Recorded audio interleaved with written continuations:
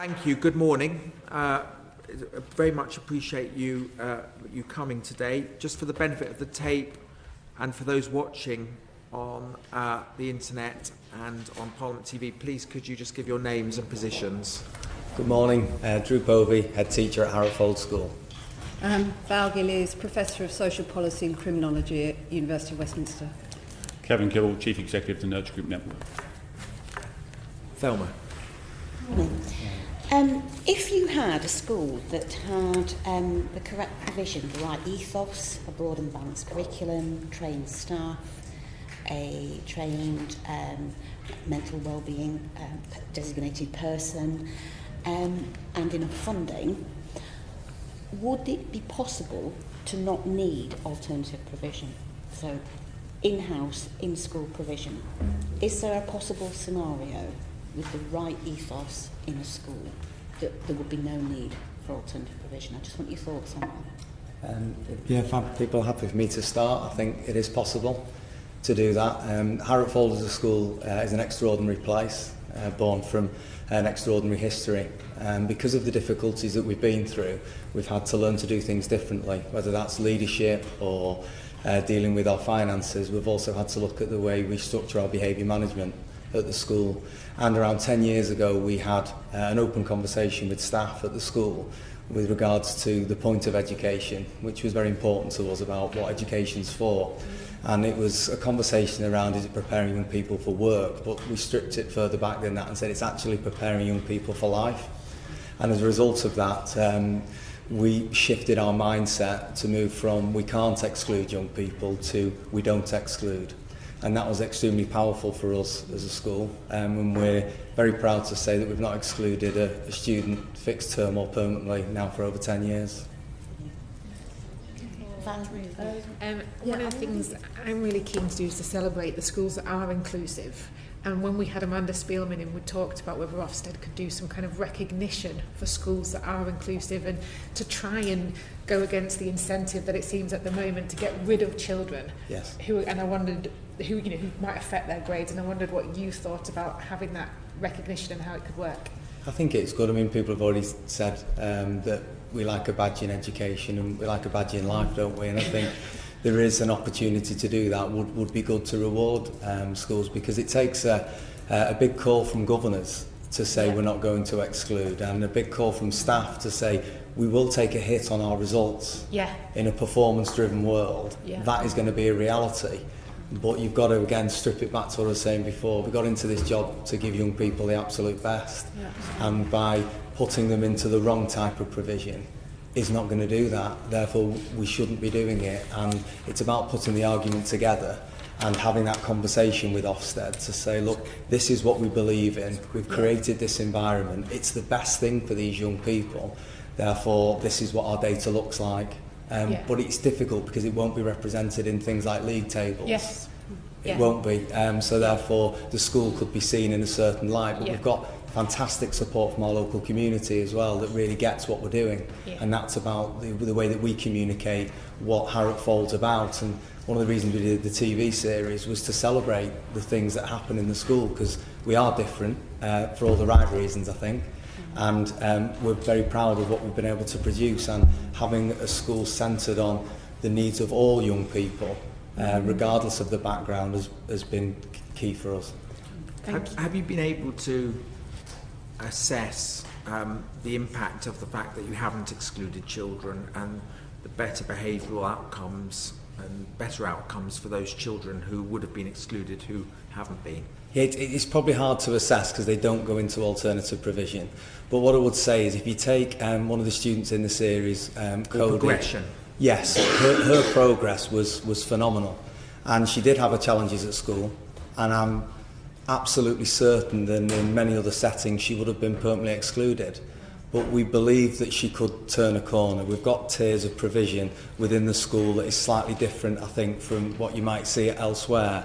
And it's perfect for our young people. We got Cody through to the end. She didn't break any records when it came to exam results, but she did really well, and she went on to college, and she'll be coming back to Harrop to train as an apprentice, as a teaching assistant soon. How many children in other schools would have been excluded roughly a year that you have not excluded? Again, it's hard to say because we've not been excluding for a long time, but when we rewind back when the school was having particular difficulties 10, 12 years ago, it would have been about 486 exclusions a year in our school. And of all those, would you say the vast majority have progressed in some way? Say again, sorry. All those children you haven't excluded who have difficulties? Yes. Would you say that the vast majority of them have been able to progress significantly by not being excluded? Hugely so, not always academically, but in terms of, we do a lot of case studies with our student development team. That is a non-teaching pastoral structure, which has been key for us to be able to monitor where the school, where we have impact as a school. And through a number of case studies, we can show huge progress and life progress for these young people, which might not always show up on academic. And do you check their outcomes when they leave the school? Oh yeah, absolutely. For how long? Yeah, as long as we can. We have somebody who's in charge of student futures at the school, and that's monitored into the future. And because the school did have a difficult time around 10, 12 years ago, there's a group of young people. And what do the outcomes show? For you said you checked the outcomes. Yes. What on the whole? Obviously, you could send us more information if that was absolutely better. But in general terms, what do they show? It's whether they're in a college placement or work, and that they've actually been able to go out and have an impact, a positive impact in the local community. And again, we've still got a group of young people that we feel we've got to go back to that are aged between 25 and 30, and we've got aspirations to do some kind of provision locally that can re-engage them with education and probably do the job that we should have done over 10 years ago. So we do track them right the way into the futures because we know the families because they live in the area. And if I could just ask you, if it's okay to call you by your first names, Val, why aren't more schools doing this? If this school has shown that it can be done properly, and could they? Take a final question from Trudy. Yeah, moving off the subject slightly, we've talked a lot about the human factor. I'm just interested to know, to what extent does the physical design of schools impact on its ability to provide alternative provision? And I'm looking at you in particular, Drew, because you've talked about different rooms and units, and I wondered, how important the architecture was in being able to do that. It is. I think you work with what you've got. In a school, we were fortunate. We went in 2008 to a very traditional build, which works for us. I do know head teacher colleagues that have had an absolute nightmare with open plan areas because they felt that wasn't right for the type of provision that they wanted to put in. What I would say is, for us, we're very happy with our building. We'd like it to be a bit bigger. I think every head teacher would say that, but no, we're happy with it. But it does mean that we can have areas where young people can go and feel safe, and I think that's the difficulty sometimes with open plan. And as we move forward, do we feel that the architects involved with DFE building new schools are taking that into account? I'd like to think they would look at the British system and the schools we've got in Britain, as opposed to going abroad to a completely different part of the world with a completely different mindset and then trying to mirror what they've done, which I think is where we've probably fallen foul of this in the past.